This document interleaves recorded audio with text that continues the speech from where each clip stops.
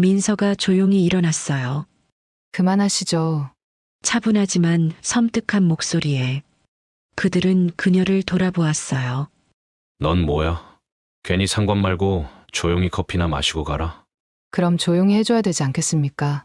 뭐? 지금 장난하는 줄 알아? 저도 장난 아닙니다. 이분은 제 은인이거든요. 그래? 그러면 뭐 어쩔 건데? 조폭이 손을 들어 위협하자 그녀는 겁먹지 않고 오히려 한 걸음 더 앞으로 나왔습니다. 정상호의 부하들이 민서를 막아섰어요. 아가씨, 물러나는 게 좋을 거야. 한 명이 민서의 어깨를 밀었습니다. 그 다음 순간 상상치 못할 일이 벌어집니다. 이들의 이야기 지금 시작합니다. 끝까지 함께 해주세요.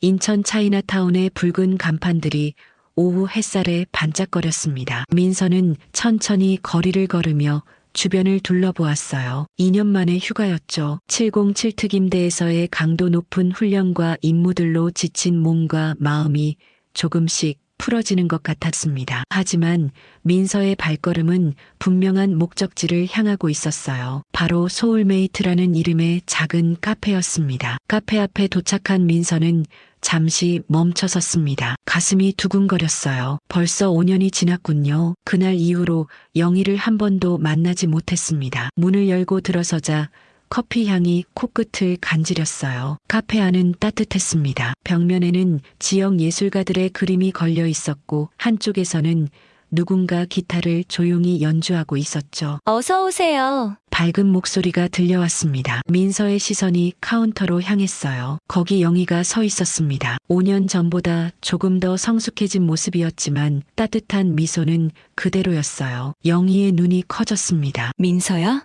언니, 민서의 목소리가 떨렸어요. 순간 그날의 기억이 물밀듯 밀려왔습니다. 5년 전 겨울밤 한강 다리 위에서 난간을 붙잡고 서 있던 민서. 아버지의 갑작스런 죽음, 홀로 남은 고독감, 미래에 대한 두려움, 모든 것이 너무 무거웠죠. 그때 누군가 민서의 어깨를 붙잡았습니다. 바로 영희였어요. 죽으면 안 돼. 살아야 해.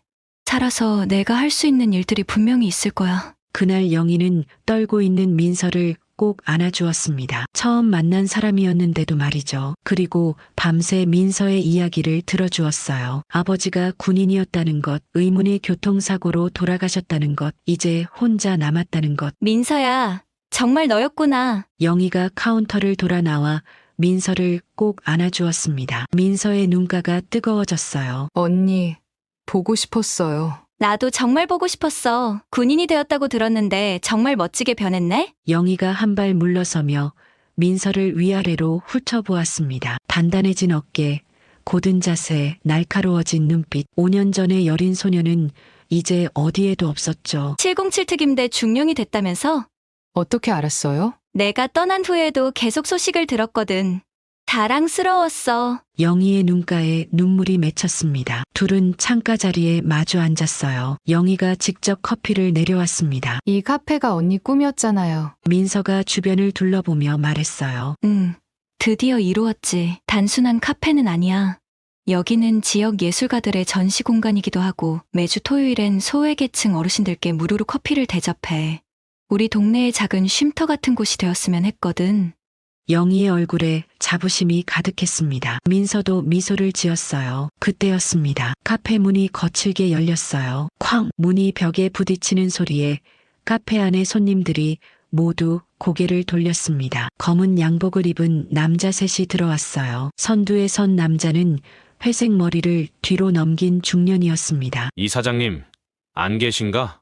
낮고 거친 목소리였어요. 영희의 얼굴이 순간 굳어졌습니다. 정 실장님, 또 오셨네요.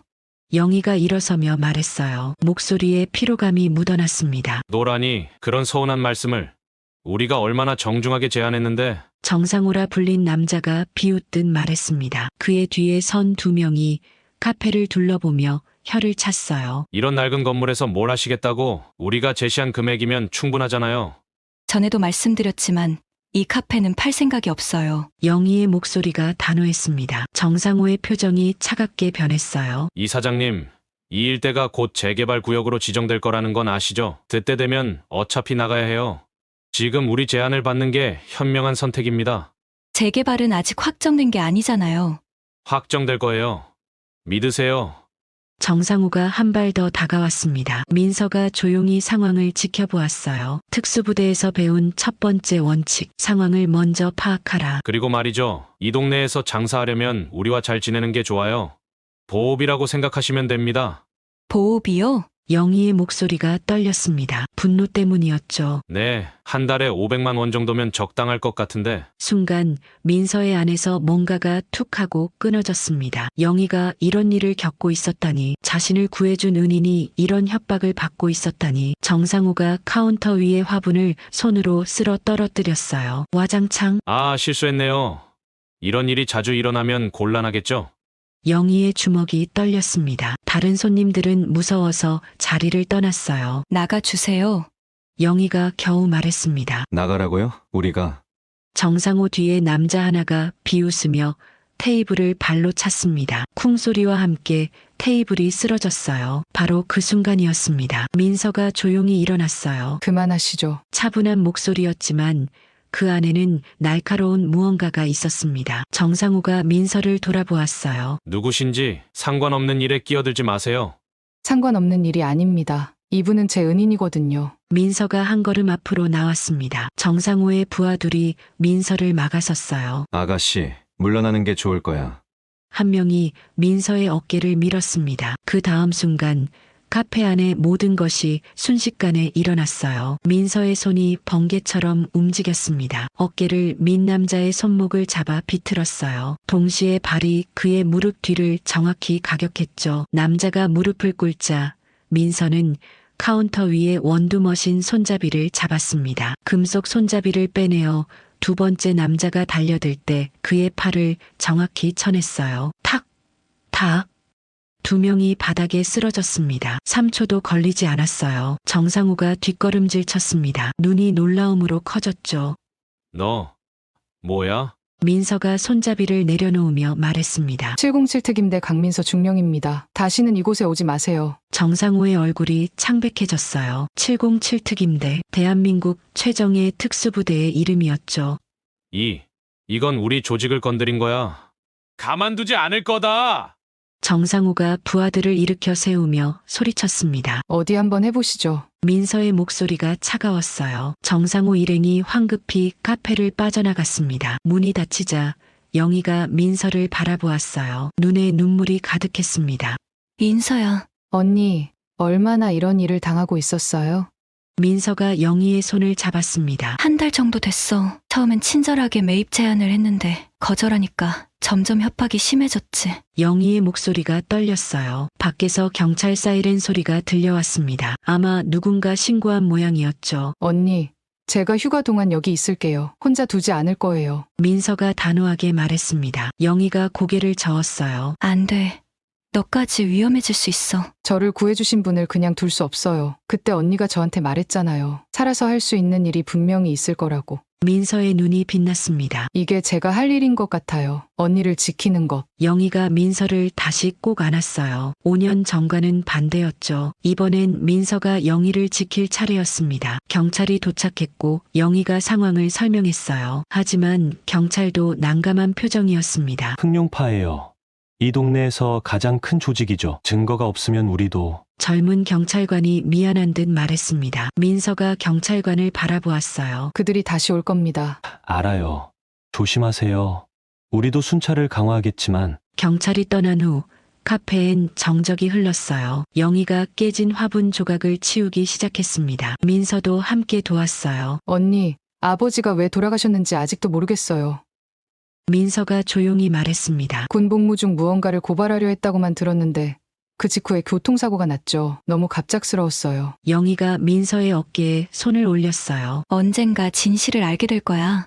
민서가 창밖을 바라보았습니다. 차이나타운의 거리가 저녁빛에 물들고 있었어요. 흑룡파, 정상호, 그리고 이 거리에서 일어나고 있는 일들, 민서의 직감이 말하고 있었습니다. 이것은 단순한 조직 폭력배의 협박이 아니라는 것을, 뭔가 더 큰 그림이 있다는 것을. 언니, 내일부터 이 동네를 좀 둘러볼게요. 무슨 일이 일어나고 있는지 알아야겠어요. 조심해야 해. 그들은 위험한 사람들이야.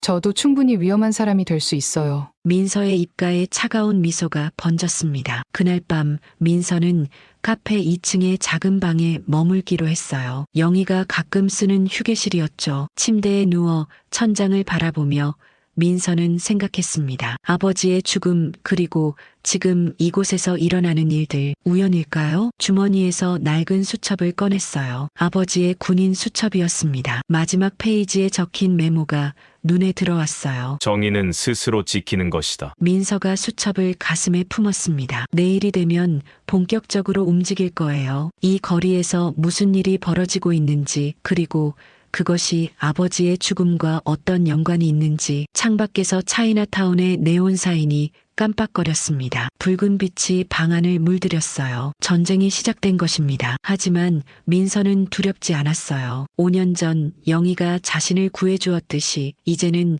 자신이 영희를 구할 차례였으니까요. 새벽 5시 민서는 운동화 끈을 단단히 묶었습니다. 어둠이 채 거치지 않은 차이나타운 골목길로 뛰어나갔어요. 군인의 습관이었죠. 매일 같은 시간, 같은 코스를 달리면서 주변을 파악하는 것. 하지만 오늘은 달랐습니다. 곳곳에서 불안한 기운이 느껴졌어요. 철문이 내려진 가게들, 깨진 유리창에 대충 붙인 테이프, 벽에 뿌려진 붉은 스프레이. 민서의 눈동자가 차갑게 가라앉았습니다. 어제 카페에 찾아온 조직원들이 여기저기 흔적을 남긴 것이 분명했어요. 또 당했구나. 낡은 중국집 앞에서 한숨을 쉬는 할머니를 발견했습니다. 민서가 다가갔어요. 할머니, 무슨 일이세요? 어제 밤에 또 왔었어. 그놈들이. 할머니의 목소리가 떨렸습니다. 민서의 가슴이 뜨거워졌어요. 분노가 치밀어 올랐죠. 가게 팔라고요? 응.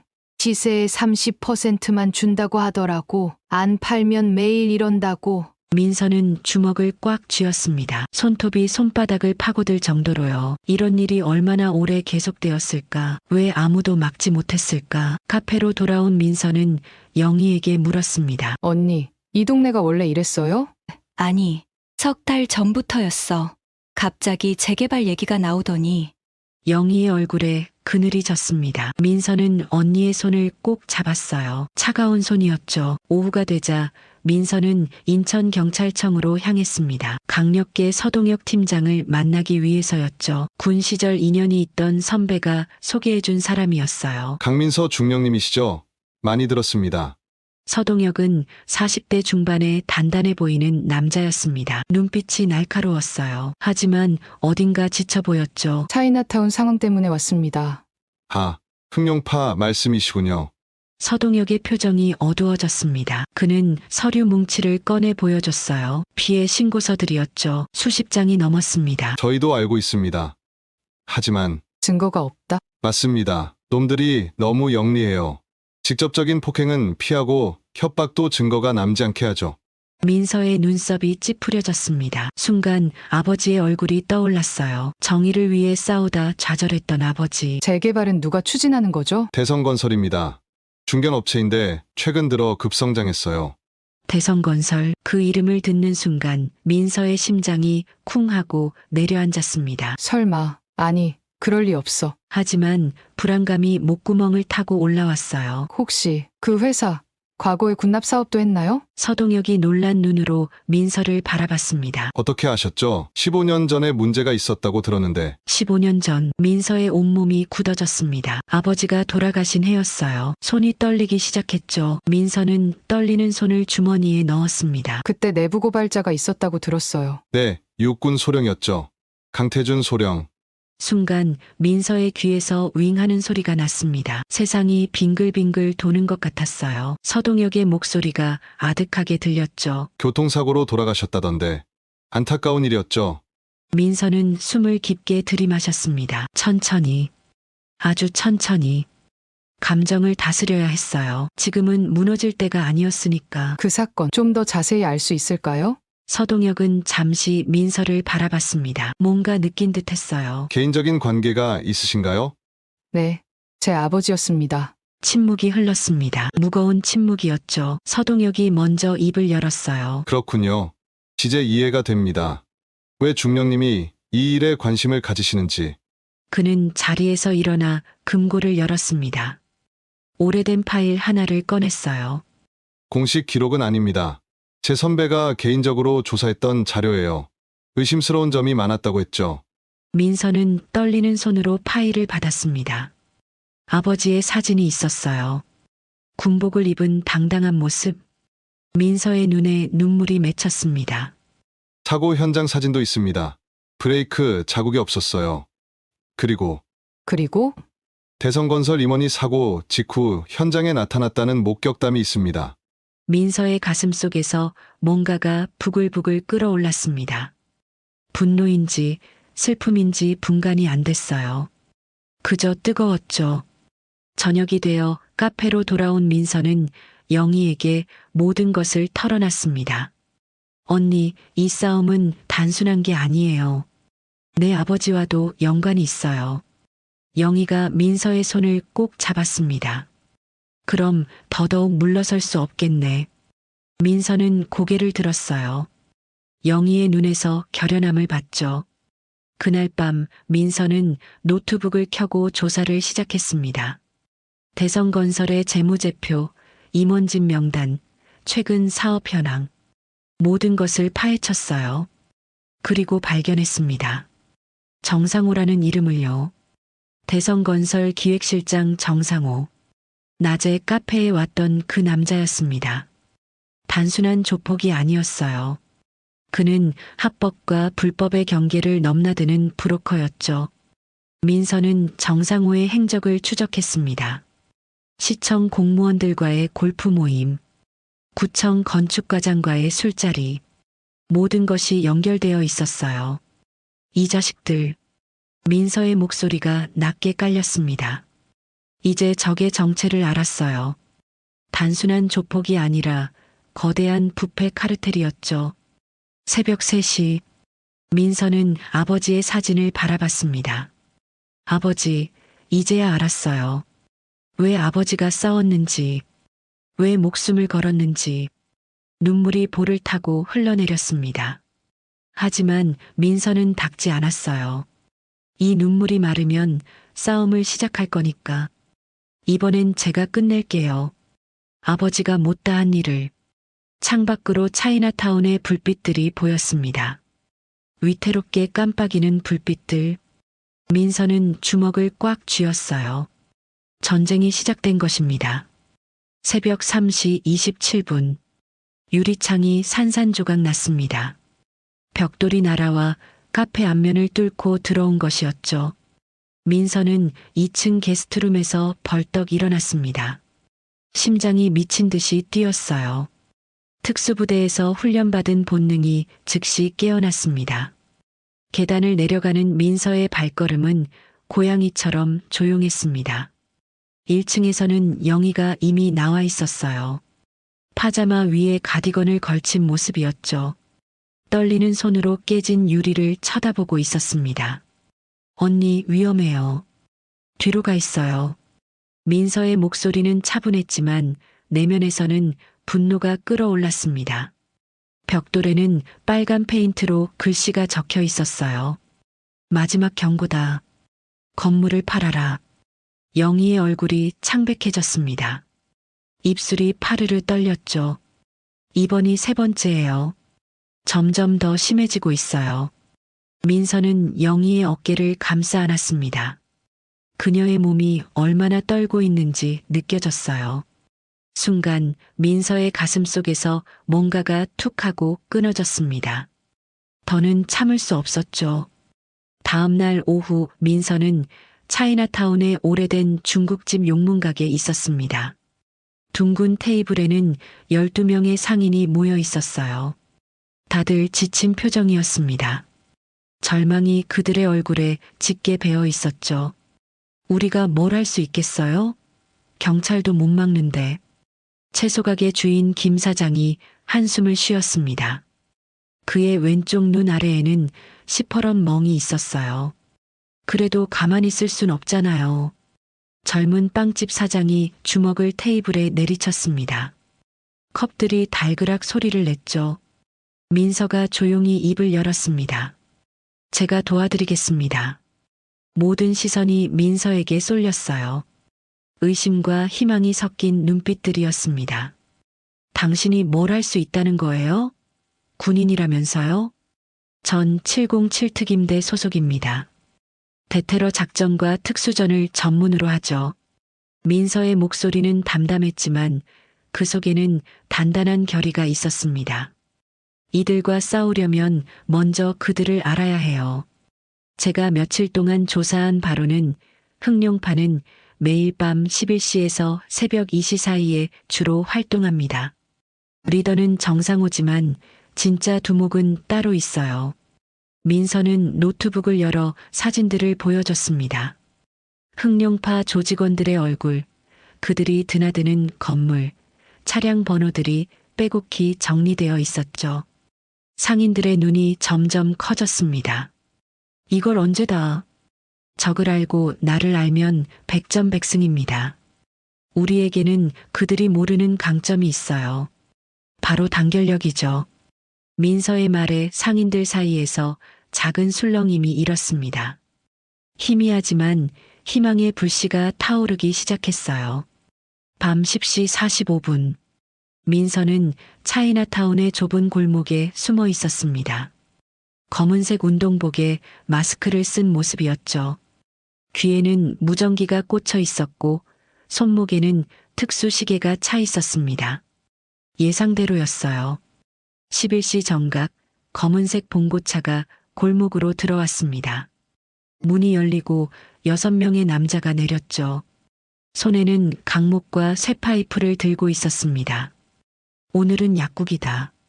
확실하게 부숴. 선두의 남자가 명령했습니다. 민서는 그들이 지나가기를 기다렸어요. 심장이 차분하게 뛰었습니다. 이런 상황은 수백 번도 더 훈련했었죠. 조직원들이 약국 앞에 도착했을 때 민서가 움직였습니다. 빠르고 조용하게 첫 번째 남자의 뒤통수를 정확하게 가격했습니다. 쓰러지는 소리도 나기 전에 두 번째 남자의 목을 팔로 감아조였어요. 3초. 의식을 잃고 쓰러졌죠. 뭐야? 나머지 4명이 동시에 돌아봤습니다. 하지만 이미 늦었어요. 민서는 좁은 골목의 지형을 완벽하게 활용했습니다. 벽을 타고 올라가 위에서 내려찍고 쓰레기통을 발로 차서 시야를 가렸죠. 쇠파이프가 휙하고 민서의 머리 위를 스쳤습니다. 민서는 몸을 낮추며 상대의 다리를 걸었어요. 넘어지는 순간 정확하게 급소를 타격했습니다. 이 여자가 가장 덩치 큰 남자가 달려들었습니다. 민서의 눈빛이 차갑게 변했어요. 순간 그녀는 아버지를 떠올렸습니다. 민서야, 약자를 괴롭히는 자들은 결국 비겁한 자들이란다. 아버지의 목소리가 귓가에 울렸죠. 민서는 상대의 주먹을 피하며 동시에 팔꿈치로 옆구리를 가격했습니다. 남자가 숨을 헐떡이며 무릎을 꿇었어요. 마지막 일격. 턱을 정확하게 올려쳤습니다. 2분 17초. 6명 모두가 바닥에 쓰러져 있었습니다. 민서는 거친 숨을 고르며 무전기를 들었어요. 서 팀장님, 위치는 3번 골목입니다. 현행범들이 있어요. 경찰 사이렌 소리가 점점 가까워졌습니다. 민서는 어둠 속으로 사라졌죠. 다음 날 아침 차이나타운에는 이상한 소문이 퍼졌습니다. 흑룡파 조직원 6명이 의문의 습격을 받았다. 혼자서 6명을 제압한 사람이 있다. 차이나타운의 수호천사가 나타났다. 하지만 흑룡파는 가만히 있지 않았습니다. 오후 3시 한 남자가 영희의 카페로 걸어 들어왔습니다. 키가 180cm가 넘었고 온몸에서 위압감이 흘러나왔죠. 흉터가 가득한 얼굴, 차가운 눈빛, 박건우였습니다. 흑룡파의 진짜 두목이었죠. 강민서 중령. 그가 민서를 똑바로 쳐다보며 말했습니다.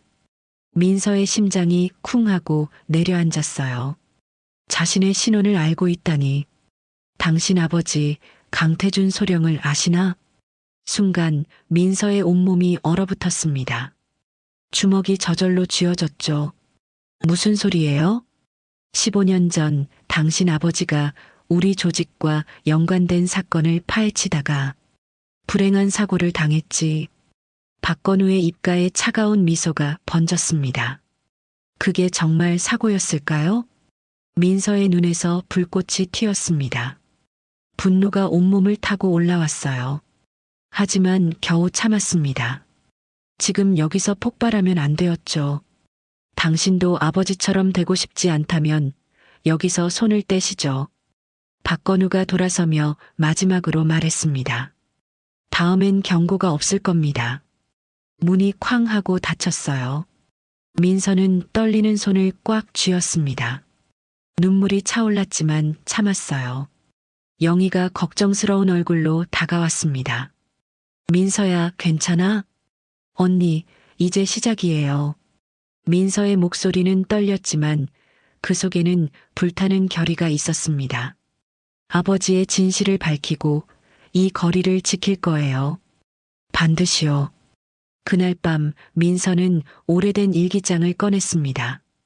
아버지가 남긴 마지막 기록이었죠.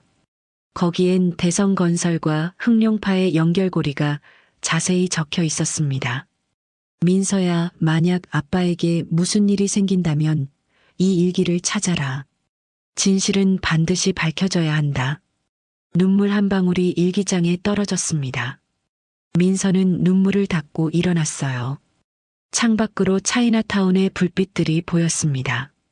저 불빛들을 지키기 위해, 그리고 아버지의 명예를 위해 전쟁이 시작되었습니다. 다음 날 새벽 민서는 아버지의 군복을 꺼내 들었습니다.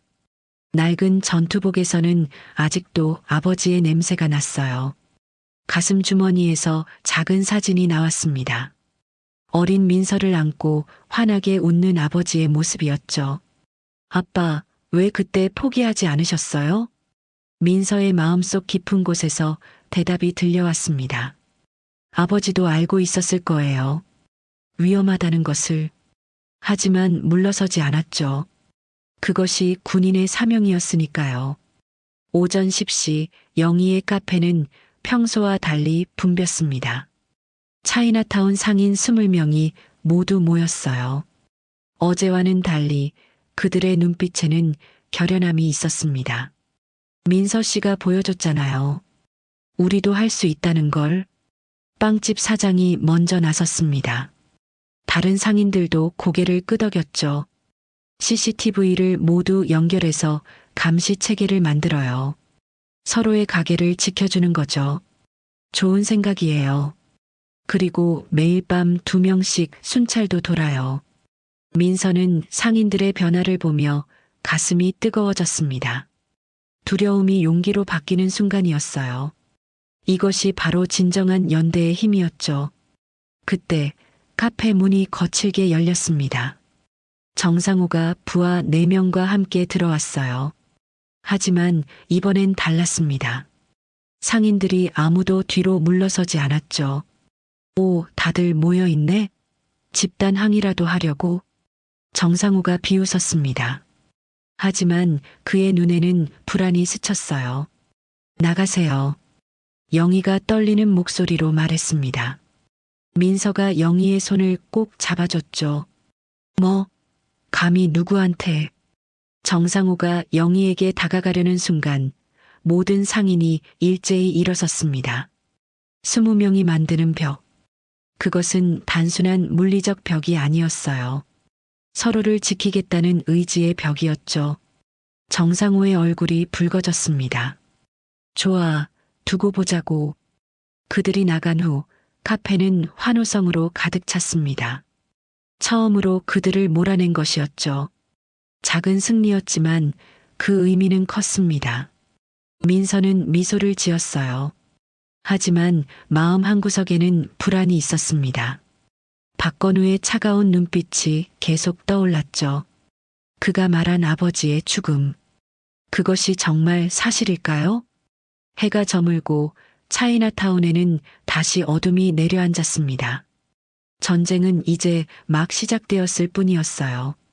민서의 휴대폰이 새벽 3시에 울렸습니다. 화면에 뜬 낯선 번호를 보자 가슴이 쿵 내려앉았어요. 어떻게든 이런 일이 생길 거라는 불안감이 현실이 되었죠. 여보세요? 강민서 중령님이시죠? 오랜만입니다. 박건우의 목소리였어요. 차갑고 느릿한 말투에서 여유가 느껴졌습니다.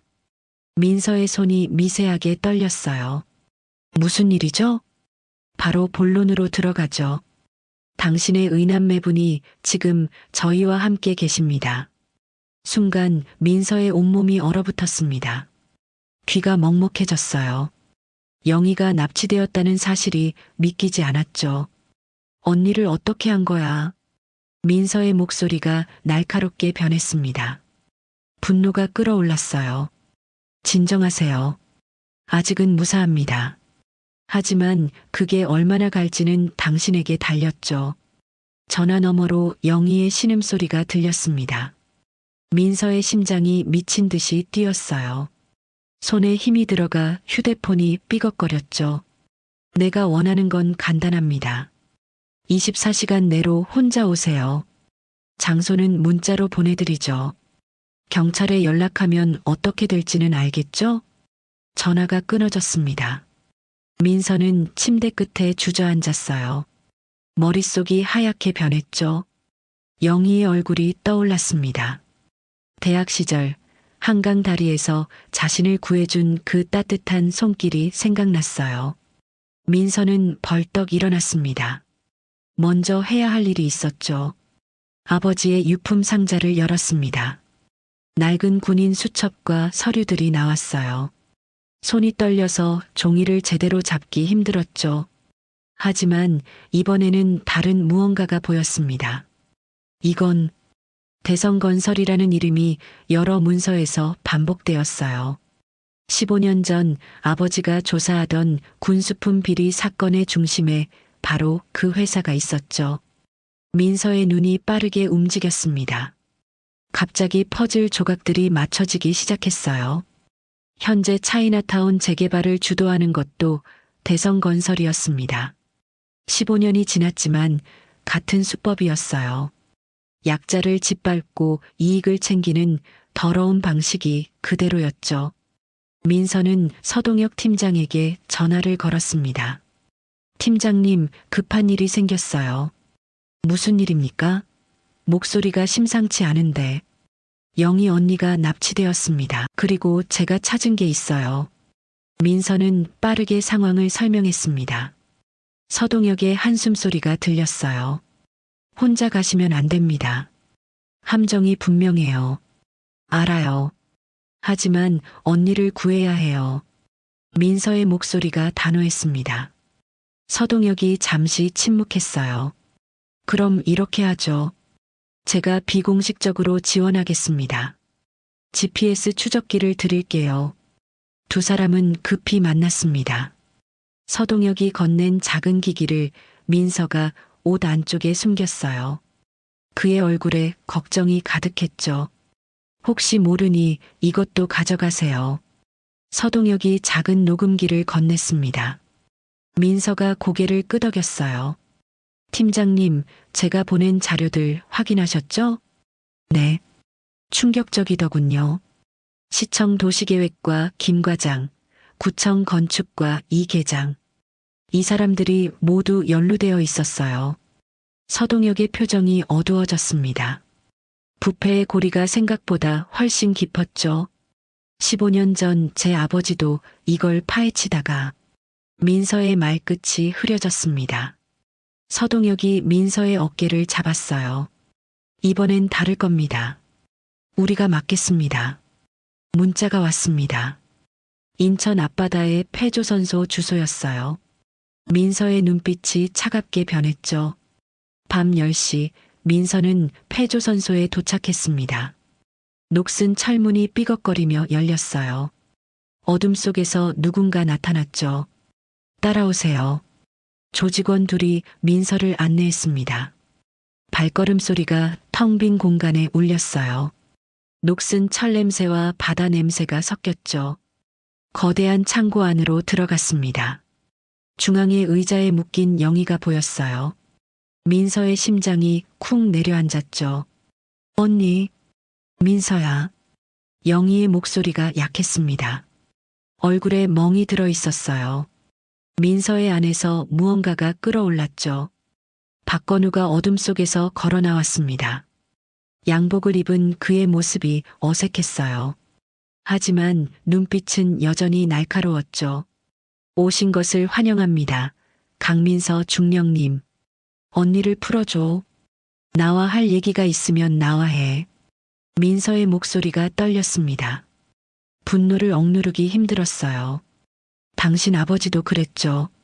정의감에 불타서 혼자 모든 걸 해결하려고 했어요. 박건우의 말에 민서가 움찔했습니다. 주먹을 꽉 쥐었어요. 아버지를 아나? 알죠. 15년 전 대성건설 회장님이 직접 처리를 부탁했으니까요. 충격적인 고백이었습니다. 민서의 온몸이 떨렸어요.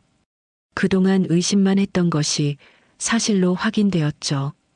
그때도 지금처럼 비리를 파헤치려 했어요. 결과가 어땠는지 아시죠? 박건우가 비웃었습니다. 민서의 눈에서 불꽃이 튀었어요. 그래서 또 같은 짓을 하는 거야? 죄 없는 사람들을 괴롭히고? 죄 없는 사람? 세상에 그런 사람은 없어요. 모두가 자기 이익을 위해 움직일 뿐이죠. 박건우가 손짓했습니다. 조직원 6명이 민서를 둘러쌌어요. 각자 손에 쇠파이프와 칼을 들고 있었죠. 당신도 아버지처럼 사라져야겠네요. 민서가 자세를 낮췄습니다. 특수부대 훈련이 몸에 배어 있었어요. 숨이 가빠졌지만 정신은 맑았죠. 첫 번째 조직원이 달려들었습니다. 민서가 옆으로 피하며 정확히 목을 쳤어요. 쓰러지는 소리가 울렸죠. 두 번째, 세 번째가 동시에 공격했습니다. 민서가 낮게 구르며 다리를 걸었어요. 연속 동작으로 팔꿈치를 내리쳤죠. 쇠파이프가 휙 하고 지나갔습니다. 아슬아슬했어요. 민서가 그것을 잡아 뺏어서 역으로 휘둘렀죠. 이게 전부야? 민서가 거칠게 숨을 쉬며 말했습니다. 6명 모두 바닥에 쓰러져 있었어요. 박건우의 표정이 굳어졌습니다. 직접 상의를 벗었어요. 몸에 문신과 흉터가 가득했죠. 역시 707 출신답네요. 하지만 나도 만만치 않아요. 두 사람이 맞섰습니다. 박건우가 먼저 주먹을 날렸어요. 무거운 타격이었죠. 민서가 막았지만 충격이 전해졌습니다. 격투가 시작되었어요. 주먹과 발이 공중에서 부딪혔죠. 박건우는 힘이 셌지만 민서는 빨랐습니다. 민서가 회전하며 발차기를 날렸어요. 박건우가 비틀거렸죠. 그 틈을 놓치지 않고 연속 공격을 퍼부었습니다. 박건우가 무릎을 꿇었습니다. 민서가 그의 목에 팔을 둘렀어요. 끝이야. 바로 그때 경찰 사이렌 소리가 들렸습니다. 서동혁이 이끄는 부대가 도착한 거였어요. 손들어. 모두 움직이지 마. 경찰들이 창고로 들이닥쳤습니다. 박건우와 조직원들이 체포되었어요. 민서는 급히 영희에게 달려갔죠. 언니 괜찮아? 민서야. 고마워. 영희가 민서의 품에 쓰러졌습니다. 따뜻한 눈물이 흘렀어요. 서동혁이 다가왔습니다. 녹음이 완벽하게 되었습니다. 박건우의 자백이 결정적 증거가 될 거예요. 민서가 고개를 끄덕였습니다. 아버지의 진실이 밝혀진 순간이었어요. 15년 만에 풀린 미스터리였죠. 아버지, 이제 편히 쉬세요. 민서가 하늘을 올려다보며 속삭였습니다. 별들이 반짝이고 있었어요. 영희가 민서의 손을 꼭 잡았죠. 폐조선소에는 정막이 흘렀습니다. 하지만 그것은 끝이 아니라 새로운 시작이었어요. 부패의 고리를 끊을 마지막 전투가 기다리고 있었죠. 민서는 차가운 새벽 공기를 깊게 들이마셨습니다. 인천경찰청 앞 계단에 앉아 있는 그녀의 손에는 낡은 군인 수첩이 들려 있었어요. 아버지의 유품이었죠. 강태준 대위. 수첩 첫 장에 적힌 이름을 손가락으로 쓸었습니다. 순간 가슴이 먹먹해졌어요. 민서야. 뒤에서 들려온 목소리에 고개를 돌렸습니다. 서동혁 팀장이 따뜻한 커피 2잔을 들고 서 있었어요. 그의 얼굴엔 피로가 가득했지만 눈빛만은 살아 있었습니다. 수고하셨어요, 팀장님. 뭘? 내가 없었으면 이 사건 영원히 묻혔을 거야. 동혁은 민서 옆에 앉으며 커피를 건넸습니다. 김이 모락모락 피어올랐어요. 박건우는 완전히 끝났어. 폭력행위, 납치, 공갈. 최소 15년은 나올 수 없을 거야. 정상호도 마찬가지고. 민서는 고개를 끄덕였습니다. 하지만 마음 한구석이 허전했어요. 복수가 끝났는데도 아버지는 돌아오지 않으니까요. 대성건설 회장도 구속영장 떨어졌어. 국세청이 본격적으로 움직이기 시작했고, 그래도 아버지는 돌아오지 않네요. 목소리가 떨렸습니다. 동혁은 잠시 침묵했어요. 그는 민서의 아버지 사건 파일을 처음 봤을 때를 떠올렸습니다. 내 아버지, 정말 대단한 분이었구나. 군납 비리를 고발하려다 그렇게. 저는 어렸을 때 아버지가 왜 그렇게 위험한 일을 했는지 이해할 수 없었어요. 민서의 눈가가 붉어졌습니다. 왜 가족보다 정의가 더 중요했을까? 원망도 많이 했죠. 지금은 이제 알 것 같아요. 아버지는 저와 엄마가 살아갈 세상을 조금이라도 더 깨끗하게 만들고 싶었던 거예요. 커피를 한 모금 마신 민서는 깊은 한숨을 내쉬었습니다. 차가운 바람이 불어와 머리카락이 흩날렸어요. 영희는 어때? 병원에서 퇴원했어요. 다행히 큰 상처는 없었고요. 민서는 어제 병원에서 영희를 만났던 순간을 떠올렸습니다. 영희는 울면서 민서를 꽉 안았었죠. 미안해, 민서야. 내가 이렇게 위험한 일에 휘말릴 줄은. 언니가 왜 미안해요. 제가 먼저 나섰잖아요. 그때 영희의 표정이 잊혀지지 않았습니다. 죄책감과 고마움이 뒤섞인 복잡한 얼굴이었어요. 동혁이 자리에서 일어났습니다. 재개발 계획은 완전히 백지화됐어. 주민들 의견을 모아서 새로 시작한대. 다행이네요. 너 덕분이야. 진짜로. 민서도 천천히 일어났습니다. 군복 주머니에서 휴대전화가 울렸어요. 부대 복귀 알림이었습니다. 이제 돌아가야 해요. 707특임대. 정말 대단한 곳이더라. 동혁은 감탄했습니다. 민서가 패조선소에서 보여준 실력은 일반 군인의 수준을 한참 넘어서 있었으니까요. 그저 제자리에서 할 일을 할 뿐이에요. 두 사람은 경찰청을 나와 거리로 나왔습니다. 아침 햇살이 건물들 사이로 비치기 시작했어요. 차이나타운 방향에서 상인들의 활기찬 목소리가 들려왔습니다. 민서는 천천히 차이나타운으로 걸어갔습니다. 골목길 초입에서 영희가 기다리고 있었어요. 그녀의 얼굴엔 아직 멍 자국이 남아 있었지만 미소는 여전히 밝았습니다. 벌써 가야 해? 네. 부대에서 호출이 왔어요. 영희는 민서의 손을 꼭 잡았습니다. 따뜻한 온기가 전해졌어요. 고마워. 정말로. 너 아니었으면 우리 모두. 언니. 민서가 영희의 말을 끊었습니다. 10년 전에 언니가 저를 구해줬잖아요.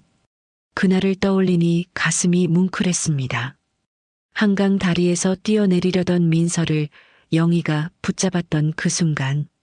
아버지를 잃고 모든 걸 포기하려 했던 20살의 민서를요. 넌 살아야 해.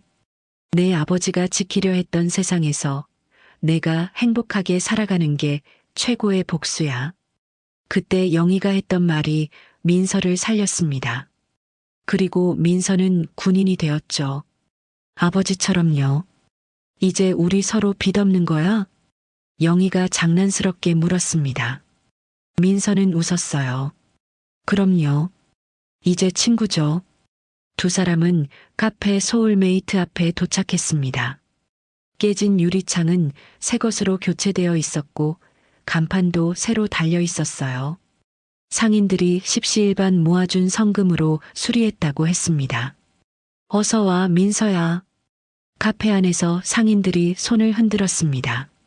중국집 사장님, 떡볶이집 아주머니, 문방구 할아버지. 모두가 민서를 기다리고 있었어요. 우리 영웅이 왔네. 아니에요, 전 그저. 민서는 쑥스러워했습니다. 하지만 마음이 따뜻해졌어요. 떡볶이집 아주머니가 민서의 손을 잡았습니다. 덕분에 우리가 이 자리를 지킬 수 있게 됐어. 정말 고마워.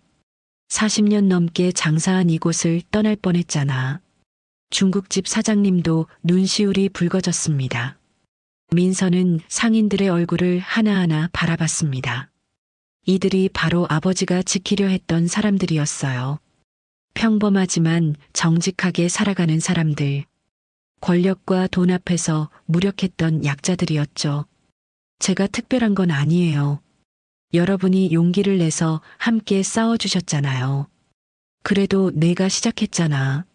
문방구 할아버지가 말했습니다. 박건우 그놈이 얼마나 무서운 놈인지 우리 모두 알았어. 근데 넌 혼자서도 맞섰잖아. 민서는 아버지의 수첩을 꺼내 들었습니다.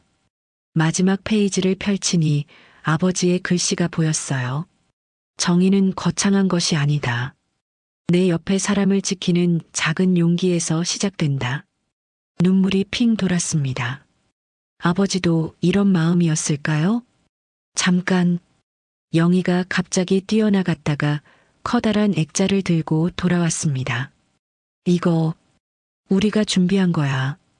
액자 안에는 차이나타운 상인들과 민서가 함께 찍은 사진이 있었습니다. 아래엔 이렇게 적혀 있었어요. 우리의 영웅, 강민서 중령께 차이나타운 상인 1동. 이건 너무 과분해요. 목이 맸습니다. 민서는 눈물을 참으려 애썼어요. 카페에 걸어둘 거야. 내가 올 때마다 볼 수 있게. 영희가 웃었습니다. 시계를 보니 정말 가야 할 시간이었습니다. 민서는 군모를 고쳐 썼어요. 다음 휴가 때 또 올게요. 약속이야? 네, 약속이에요.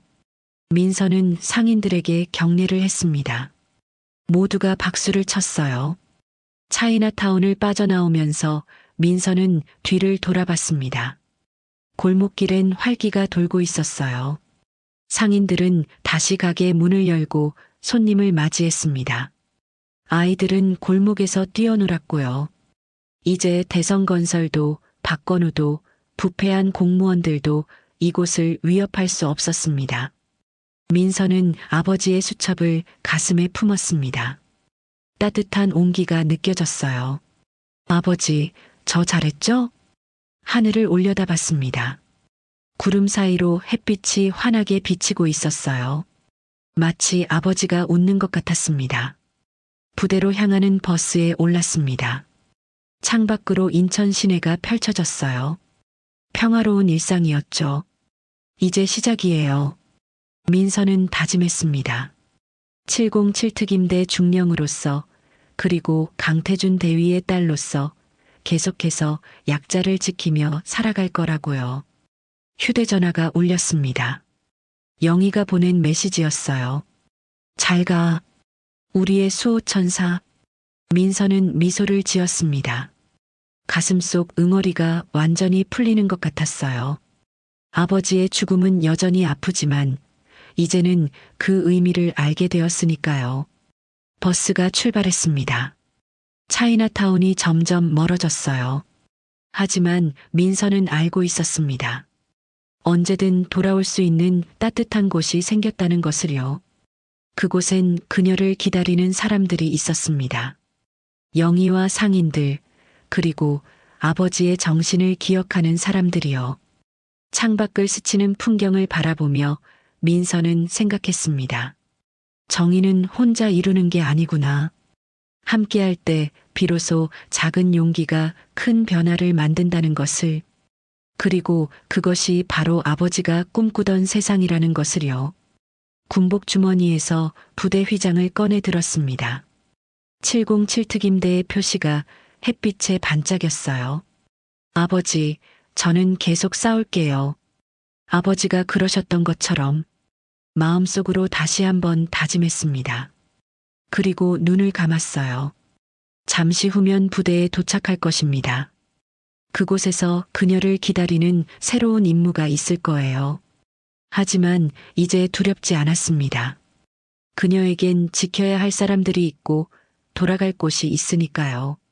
민서는 평화로운 미소를 지으며 잠이 들었습니다.